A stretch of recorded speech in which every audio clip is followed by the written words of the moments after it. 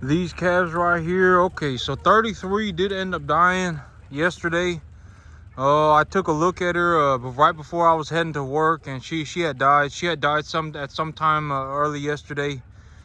And I got two more calves out front, but those two calves out front, they are deteriorating, and so I am pretty certain that these animals right here, this is all I'm gonna have left.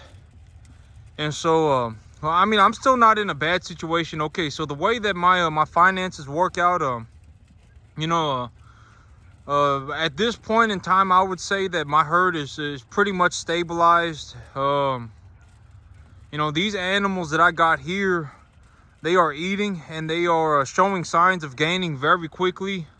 I got them on grass, and I got them on a creep pellet, and I got them on corn. And this week I'll be taking my biggest animals to the market, and next week I'll be taking my biggest animals to the market, and then I will have enough capital to keep my farm operating for about 2 months. And so in 2 months I'll have more capital, and then I'll take a look and see how much I need to invest. But as of right now, it looks like I will need to invest about $20,000 worth of capital over the next 2 months. It'll take me about 2 to 4 months to get my farm rolling at maximum capacity. And yep, I'll have, I already have the money. But the thing is that, I make these rules for myself because, if I don't have these rules, the animals, they die, right? I mean, my farm falls apart if I don't, if I don't vaccinate the animals properly, they die. If I don't put them on a proper ration, they die. If I don't put them in a proper conditions when they first get here, they die.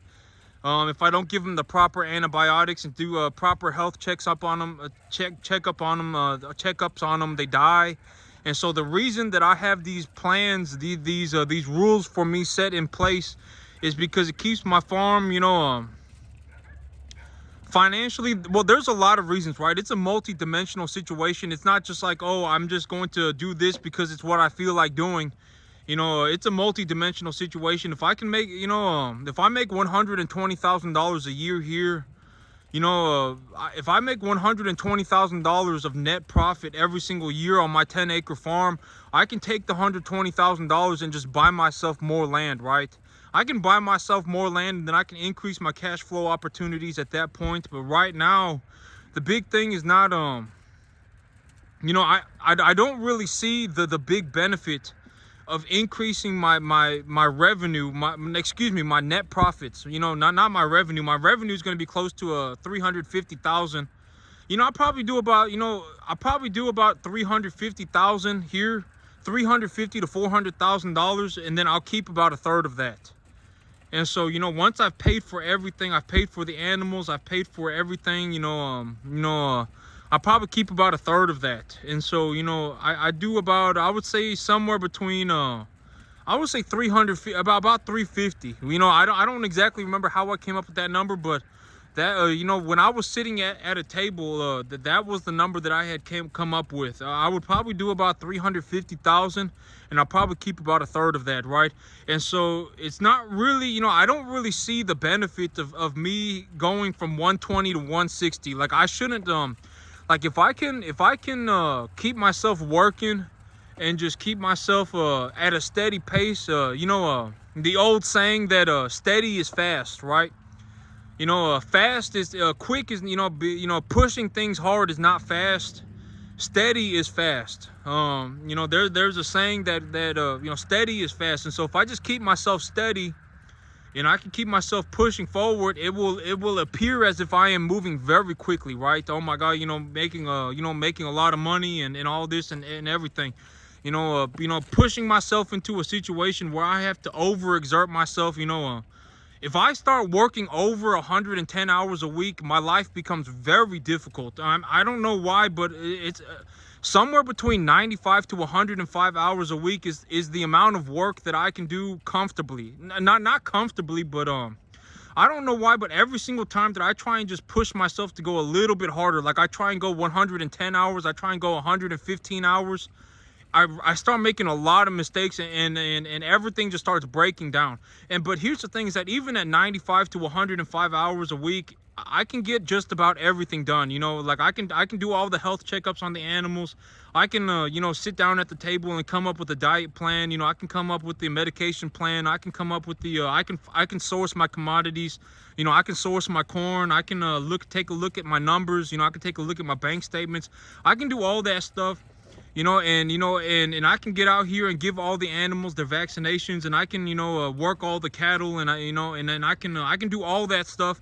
And you know, but you know, it's like if I push myself past 105 hours a week, I start everything just starts breaking down. I can't do it. I don't know why, and I've tried repeatedly in the past, but it's like every single time I go over 105 hours, things get very difficult.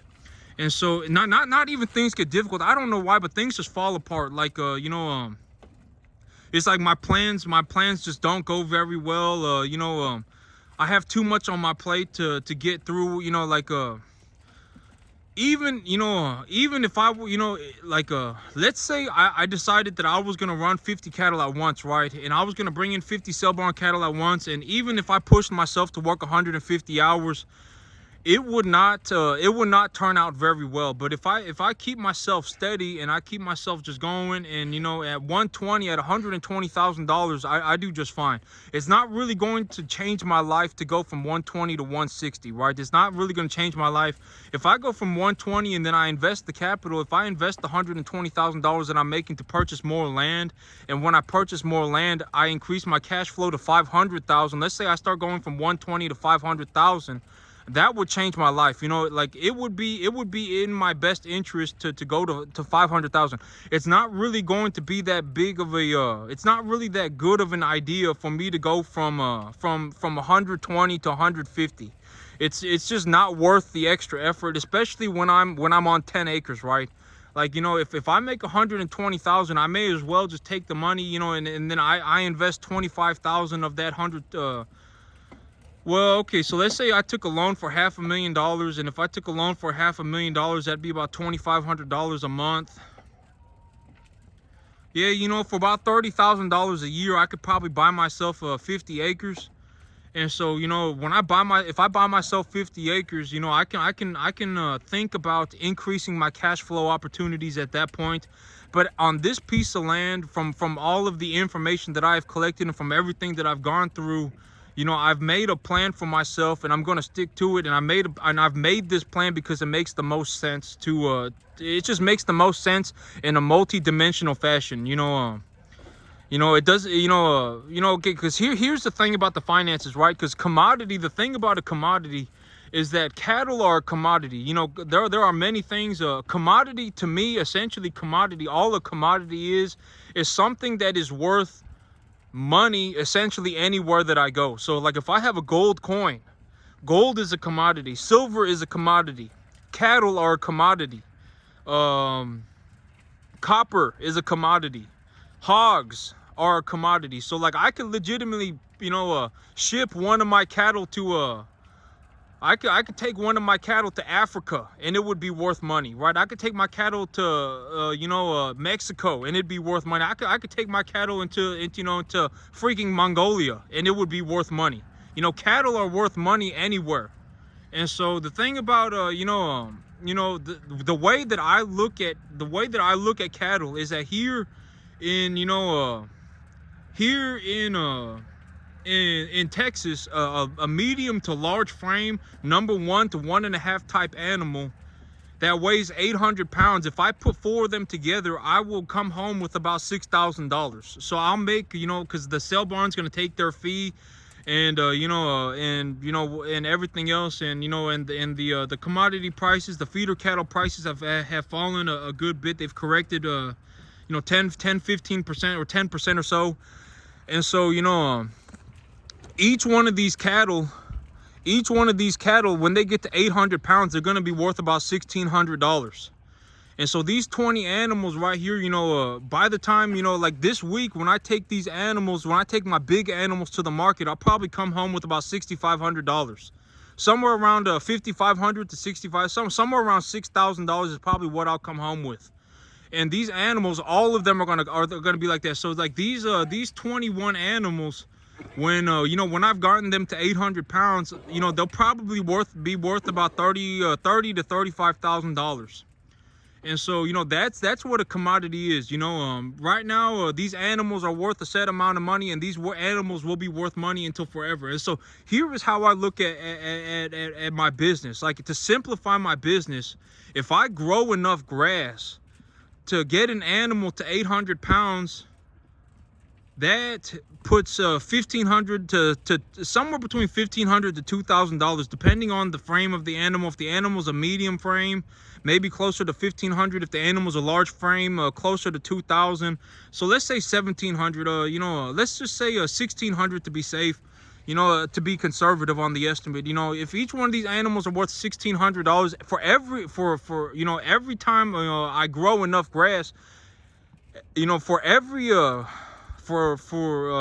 know, I can grow grass, and you know, for every animal that I get to 800 pounds on my grass, I have made a lot of money, I mean, grass, you know, I said this repeatedly, and you can go on the internet, anybody can go on the internet. You know, fertilizer is a commodity as well. Anybody can go to the fertilizer co-op or to a fertilizer yard and pick up a load of, you know, they could take a look at their soil, and they could say, okay, so I've diagnosed my plant material, and I need to put 20 pounds of nitrogen, 15 pounds of sulfur, and 10 pounds of potassium on my soil right now. And so I'm going to go to the commodity yard with my diagnosis, and I'm going to take a look through the fertilizer commodity prices. Anybody can do that, right? And they can go and double check my numbers. There's no reason to sit there and think that I'm lying, right? I mean, double check my numbers. I mean, anybody can go. Fertilizer is a commodity. The amount that I pay for fertilizer in Texas is probably going to be about the same that someone pays for fertilizer in Oklahoma or in California. I don't know exactly, you know, anywhere. Fertilizer is a commodity, right? The fertilizer that I buy here in Texas is going to be the same fertilizer that anybody can buy anywhere. And so, you know, go and take a look. You know, look up where a fertilizer co-op is at. You know, diagnose your plant material. If you don't know how to diagnose your plant material, you know, you may want to at least go on the internet and check the soil web and check the pH of your soil, and you may want to do that at least, and check the pH of your soil. And depending on what the pH of your soil is running, I'm not giving anybody, you know, any specific advice. I'm just saying, you know, it's a multi-dimensional situation, and fertilizing, you know, the fertilizer application for a sandy soil will be different than the fertilizer application for a clay soil, etc., etc. If you have groundwater, that's pretty close to the surface of your soil, and you have a sandy soil, you need to be very careful with the nitrates. And so, you know, depending on the situation that somebody is in, you know, the plan changes, right? The plan changes, and a lot of things need to be considered. There's not any sort of easy way to be, you know, to go and do this, you know. But let's say, you know, I take a diagnosis of my soil, and I know that my soil is a clay loam, and my soil is sitting at a 7.3 pH. And according, you know, when I look back at the data that I have collected over the last, you know, year of plant material growth that I have, you know, because I have data collected over the last year of growth on these plants. And so when I look back at my information that I have collected myself, you know, I noticed that even though my soil pH is high, I need to add a little bit of potassium, because if I add a little bit of potassium, my biomass accumulation increases drastically. But, you know, like, let's say I go to the fertilizer yard, and, you know, I purchase half a ton of fertilizer. A half a ton of fertilizer is 1,000 pounds. 1,000 pounds of fertilizer spread over 10 acres is 100 pounds an acre. And a half a ton of fertilizer of something that is like a 20 pound of nitrogen, you know, 5 to 10 pound phosphorus, 10 pounds of potassium, and about 5 pounds of sulfur. A fertilizer like that, for 2,000 pounds of it, will cost about $600 to $650. And so if I cover my field with fertilizer, it will cost about $325. And, you know, and let's say that $325 a month. And let's say, you know, I probably need about 2 tons of fertilizer every 3 months. And so it almost, you know, and also the cost of seed. Well, when I run my numbers, it comes out to be about $500 a month. So let's say for $500 a month, I grow enough grass on 10 acres to take 100 animals from 250 pounds to 800 pounds. Let's say for $500 a month, realistically, my farm, it would cost me about $500 a month to take 100 250 pound animals and to take them to 800 pounds. And when I take them to 800 pounds and I turn around and I sell them at the sale barn, I get about $1,700 for them, for each animal. And you know, and let's say I bring in that animal at 2.5 weight and I pay top of the market. I pay $270, or oh my God, that's gonna make the numbers real hard. Or let's just say I pay $3. $3 is more than the top of the market right now. You know, realistically, it's about $275. But let's say I pay let's just say I pay somewhere between $650 to $700 an animal. So I pay $650 to $700 an animal, and let's say I spend you know, $400 and $300 to $400. Let's just say I spend $1,000 per animal, right? And if I make $1,600 on that animal on the back end, and I put $1,000 into the animal to get him to that weight, you know, I make a net profit of close to $600 an animal. And well, you know, when I was looking at the numbers, I was like, oh man, you know, if I run, I have the capacity to grow. I have the capacity to grow enough grass here to raise 100 animals to 800 pounds. But I may have the capacity to do that on my field. Like my field I may be able to, me as a farmer, I may be good enough to grow enough grass to feed 100 animals to 800 pounds. But I'm not going to do that because you know, it just turns into a mess. I did it this one time and it just turned out horribly. And you know, I had 60 animals on here, and thank goodness I only bought 60 instead of buying all 100, because I still have money left over. You know, I had the money to buy 100. I had the money to buy 100 to 120 calves, and I only bought 50. You know, I already had 10 calves here, and so I only bought 50. And so, you know, thank goodness I didn't buy all 100, because if I bought 100, that would have been a very, very bad. And so, you know, even at 40 animals, at $60 an animal, or $600 an animal, excuse me, and $400 an animal is a lot of money. I ain't gonna lie. You know, I mean, let's just say for a conservative estimate, our net profit $600 an animal. For 40 animals, that's $24,000. Let's say I do a 3 lot of cattle a year. That's $75,000. I put 40,000 from a W-2 on there. That's $115,000, right? And I can make my 115. I'm not saying my life goal is to sit on 10 acres and make 115,000 a year. I'm not saying that that's my life goal. I'm saying that that's the goal for this farm, because if I can make 115,000 a year here on this farm, I can take 30,000 of that 115,000 and just buy myself 50 acres. And when I buy myself 50 acres, I could worry about. I could start considering taking myself from 100,000 to 500,000. When I have 5-folded the amount of land that I have, I can consider going from 100,000 to 500,000. I can think about doing that then, but I'm not going to do it here. I'm just not going to do it here. I don't really like I didn't, you know, 60 animals on 100 acres when they're out there on the grass, it doesn't really look like there are many animals.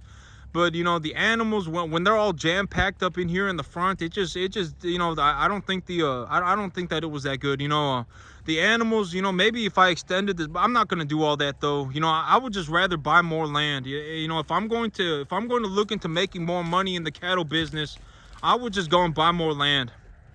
And so I'm gonna turn this light off so I don't blind Big Boy up here. But Big Boy, this is one of the animals going to market. You know, if y'all want to take a look at Big Boy, he's real big. I may honestly get $2,000 for this animal right here. He's real big. He's got very, very, very good conditioning on him. Very large. You know, he probably close to 1,000 pounds. You know, I may get $2,000. I may get $2,000 for an animal like him. You know, but I'm not gonna raise him. I'm not gonna take him to that weight anymore. That weight, it's just he's just too big. I mean, it's just not in my best interest. When they get to that size, they eat a lot. They eat a lot, and you know, it's just not in my best interest. You know, oh man, I think this animal got a. Oh yeah, but yeah, I'm not gonna raise him to that size anymore. But yep. But each one of these animals, you know, when they get to 800 pounds, they'll probably be worth about $1,700 each. And you know, until infinity and beyond, right? Until infinity, forever and infinity, for as long as I could possibly perceive. cattle will be worth something. You know, beef will always, pretty much forever, beef will be worth something. Like I could take one of these cattle, you know, to a third world country, right? I could take one of these cattle anywhere, and somebody will go, oh man, this is a beef animal, we should pay this man money, you know, we should trade this man, you know, because cattle, they'll always be worth something, always. I mean, it would be ridiculous for me to sit here and go, oh my God, you know, what if the cattle are worth nothing in the future? Oh my God, you know, what if I invest all this money into a cattle farm and nobody's eating beef? Nobody, you know, everybody gives up eating beef, and the cattle become worth nothing. I mean, that's ridiculous, right? I mean, there's really, I mean, there's not any reason. You know, cattle is not some fashionable thing. A lot of people, they find farming to be unfashionable. They don't want to do it. You know, they don't want, you know, and, you know, because the thing about farming, you know, is it takes so much time and it takes so much effort, and, you know, and it's like, you know, if I was going to spend 15 years of my life working 100 hours a week to learn how to be a farmer, you know, and you know, and I woke up and I made $115,000 a year, $120,000 a year, I may as well just have gone and done something easier, right? I could have gone and gotten myself some, I could have gone and, you know, I don't know, you know, been a welder, right? I could have gone into welding. Like if the money, you know, I could have gone into some kind of, you know, carpentry or something, I don't know, you know. But, you know, it takes a long time to you know, because farming is not just farming, right? You know, like farming is like, I have to learn about how to grow grass, I have to learn how to raise cattle, I have to learn how to run a business. I mean, I have to learn about real estate, I have to learn about, you know, commodity investments, I have to learn about the commodity markets. There's a lot of things that go on to make this happen. It's not just like I just show up one day, the cattle magically appear on my land, and then the food magically shows up in these feed troughs, and these animals magically put on weight, and then money just magically lands into my bank account. That's not how the world works at all. You know, it takes a lot of planning. You know, these animals, you know, it takes a lot. It's not just like these things magically happen and you know, and I work 40 hours a week and not have to worry about anything else. You know, it takes a lot of effort to run these cattle, and, you know, the cattle business is something a lot of people, you know, even the people there are a lot of more people, I would say, try it and quit than stick to it, because the cattle business is just very difficult. I mean, the farming business in itself is just miserably hard. I mean, you know, I think statistically, farming is like it's like one of the highest suicide rate jobs on the planet. I mean, you know, like, especially, and the poorer the country is, the more suicide there is in farming. I mean, farming is just miserably hard. And, you know, a lot of people, you know, it's just way too hard, and it takes so much effort over such a long period of time. I mean, you know, it's like, you know, why go through all that time and effort to you know, but that's it for me today, YouTube. Y'all have a good one.